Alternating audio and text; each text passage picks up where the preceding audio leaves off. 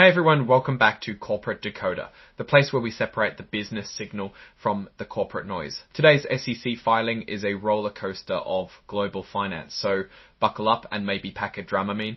In this video, we are diving deep into the Global Macro Absolute Return Advantage Portfolio's latest semi-annual report. It's a complex beast filled with investments, bonds, derivatives, and exposure to all sorts of international markets. Before we start, if you appreciate getting straight insights from corporate documents, make sure you're subscribed to our channel. We also have a Discord community. Feel free to connect in the description below. Alright, let's start with the basics. This is a Form N-CSR, which is like a report card that management investment companies file with the SEC. It tells us how they're doing and what they own. This is actually a semi-annual shareholder report, meaning it covers 6 months, November 1st, 2024 to April 30, 2025. In it, we're going to see the fund's investments, asset allocation, and how it's all performed. One of the first things a regular shareholder looks at is, of course, the costs. This is how much it takes to run the fund. If you had $10,000 invested, your cost would be 1,003 Ts. Your cost would be 158% annually. Total net assets are over $4 billion, and get this number of portfolio holdings around 123 twos at.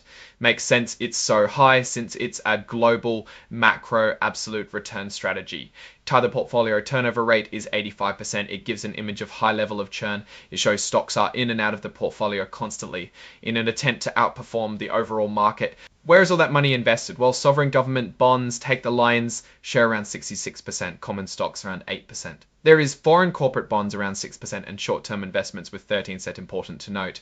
Other investments such as insurance-linked securities and sovereign loans are each held in very small allocations, each one around or less than 3%.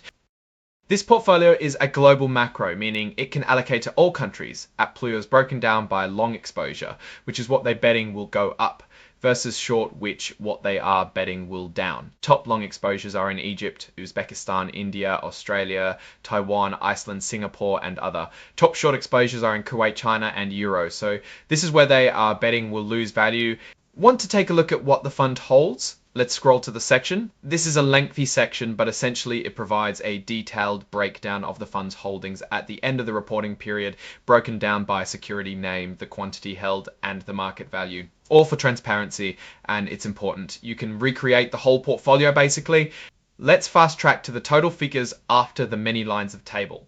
For common stocks, the value is $338,288,284 compared to an identified cost of $262,562,500 and identified cost of $200 gains in the form of increased share price. For foreign corporates bonds, the value is 2740, 7,400, Andy 400, and 112 versus an identified cost is 282,000, 256,119. This a reflection of the struggles that the bond market has had in the previous period, which created some losses. And finally, for sovereign government bonds, the value is 2,733, 3,259, 667 versus an identified cost of 2,000 versus an identified cost of 2,685,400 and 18,000 for ODS. However, dispute 8, this shows that increase in capital in government bonds was minimal in this time period.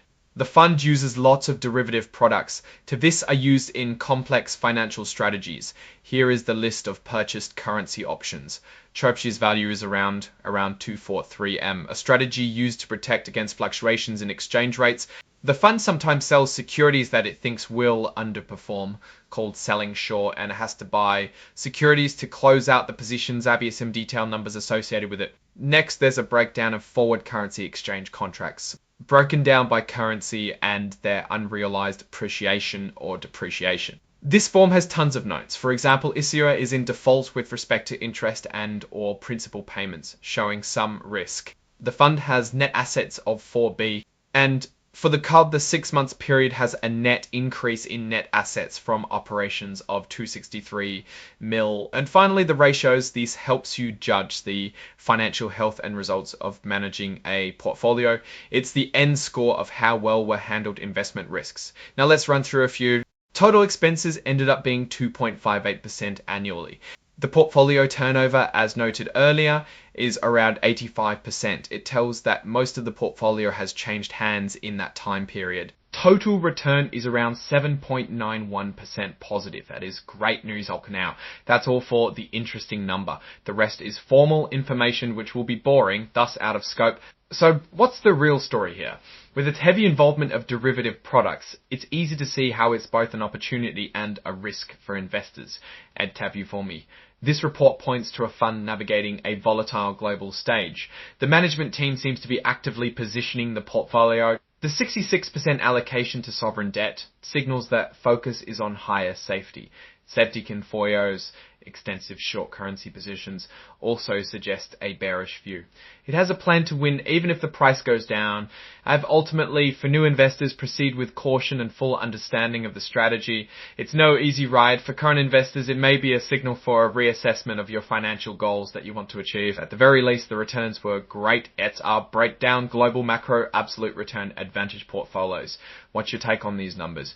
Drop your thoughts in the comments. If this analysis was valuable, hitting that like button really helps, and subscribe for more deep dives. Don't forget to check out the Discord in the description. Thanks for watching. See you next time.